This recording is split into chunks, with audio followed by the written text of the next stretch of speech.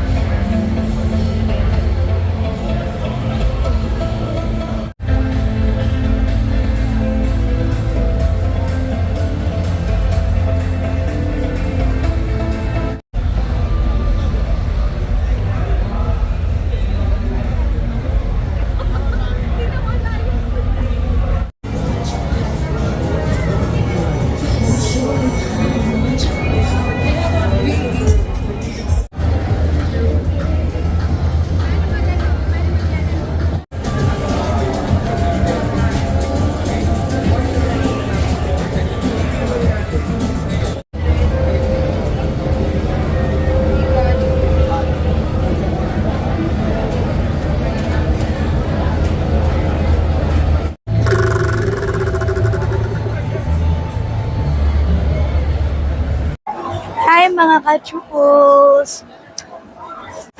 Hello mga ka-Shupos, at ngayon ay day 4 ng MIAS at kasama natin si Ma'am Crystal.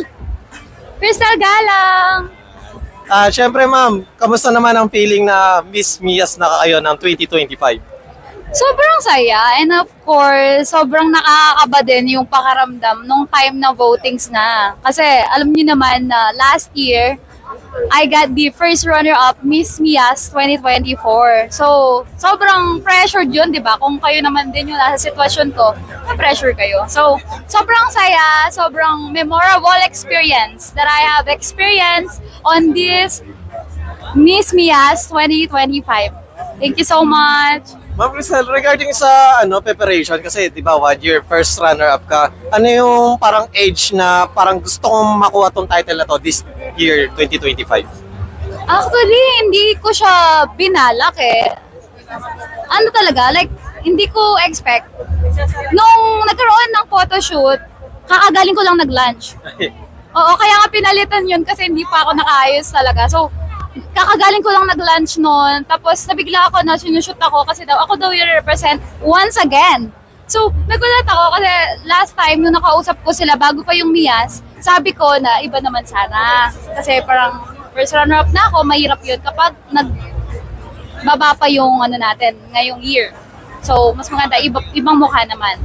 Kaso, well, pinilit pa rin nila. So, tayo magagawa doon na. Eh, di, sige na, go na, push! Laban! Then, syempre ma'am, regarding sa pagiging title holder na ngayon, ano yung parang feeling or fulfillment na na-experience or na-feeling nyo or emotionally kahit ano ma'am? Yun nga, sabi ko, dahil alam naman natin na sobrang daming model na napakaganda, napaka-sexy, di ba? Sobrang dami nyo mapagpipilian na, alam nyo yun? Pero, yun, sobrang saya kasi out of ilang candidate ba? 20 plus? So, sobrang saya na number 1 tayo dun sa mga yan. Thank you! Next question ma'am, mayroon kasi akong friend dito na ang sabi, kung kayo ay nanalo or just in case manalo kayo, ano yung gagawin nyo sa cash prize? Eh nanalo na kayo, ano yung nyo ma'am? Pang vacation ba ngayong mahal na araw or pang bayad ng bills, ano po ba? Actually, kung nakikita yung mga stories ko, nagpapa-coaching ako sa gym. So, ang balak ko talaga sa cash prize ko is pamili ng protein and yun nga, dahil naglabas ako ng pambayad ko sa coach, medyo mahal yon. So, gusto ko sana mabalik yung sinave ko na yun, like yung savings ko na yun. So, yun, gusto ko talaga na manalo sana. Okay. Next question ma'am, ito hindi na masyadong related. Sigaw o bulong? Sigaw. Kasi palagay ko, doon mas lilitaw yung doon mas lalabas yung emotion mo. I mean, halimbawa, nasasaktan ka, isigaw mo! Para mawala yung sakit. Next, kung gamit ka pang sasakyan, ano ka? Pang sasakyan? Ano ba? Wala akong maisip. Anong gamit sa sasakyan? Kunwari, gulo, spare tire, mga ganun. Cambio or ano, jack, mga ganun. Manobela na lang. Bakit? Bakit? Kasi, siguradong sa akin, iikot ang mundo mo. Ah? Cheesy? Charis, joke lang. Wala talaga ako maisip. Yun na yun. Okay. Next question, ma'am. Dahil kayo ay title holder, ano yung sexiest part of your body sa tingin nyo? Sexiest part of my body? Ano ba? Ikaw palagay mo, ano? Para sa akin, eyes. Pero kayo, ma'am? Actually, same tayo. Eyes. Before, ayoko yung eyes ko. Like, sobrang kasing sad niya. Sobrang mapungay, ganun. Parang sad eye lagi. Pero, one time, tinry ko siya napalitan sa app, face app, yung eye ko na, kasi nga ayaw ko siya kung bibigyan ako ng pagkakataon na baguhin sa part ng katawan ko or buong ako, like, ang pipiliin ko is mabago yung mata ko. Pero nung tinry ko na, iniba ko yung mata ko, Diyos ko day, nag-iba yung itsura ko talaga. Hindi na talaga si Cristel yun. So, hindi pala, yung pala yung nakakaganda kay Cristel. So, yun. And last question, anong bagay na mahirap bitawan para sa inyo, ma'am? Bagay na mahirap bitawan, para sa akin, yung... Uy, ang hirap ng question mo, ha? Ano ba, makatotohanan ba yan? Or yung legit ba yung gusto mo? Or yung Yung pwede lang sabihin. yung pwede lang sabihin? Ano kasing tanong? Nakalimutan ko bigla! Bagay na mahirap bitawan. Bagay. Para sa... Hindi, para sa akin, like, yung tao na parang marami ka ng sacrifices or marami na kayong problems na napagdaanan. Yan. So, pinakamahirap siya na sa isang maling sa maliit na problema lang Wala na. mawawala. Yun yung pinakamahirap kasi parang nag-mold kayo, binuo nyo yung relationship nyo, tapos bigla, burn! Yan. Okay lang yan. Uy, parang lang pinagugutan saya ko kaya ako. Charis! Then, ayun ma'am, just in case na hindi pa sila nakafollow sa inyo, any social media or business na gusto nyong i-plug, ma'am? Please do follow me on Instagram, Cristel Dimples. Cristel Dimples.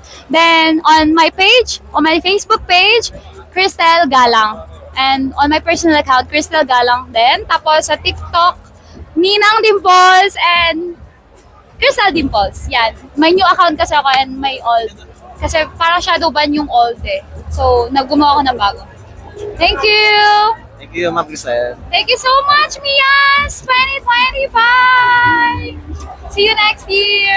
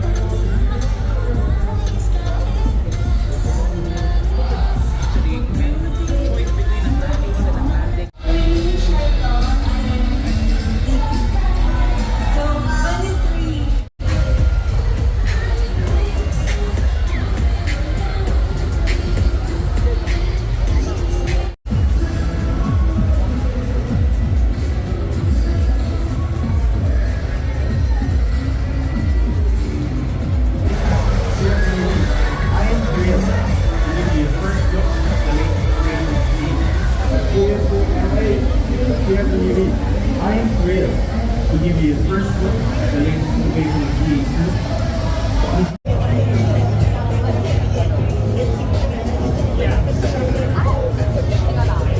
mga ka-Chupos, at ngayon ay day 4 ng Mias at kasama natin si Ma'am Kay.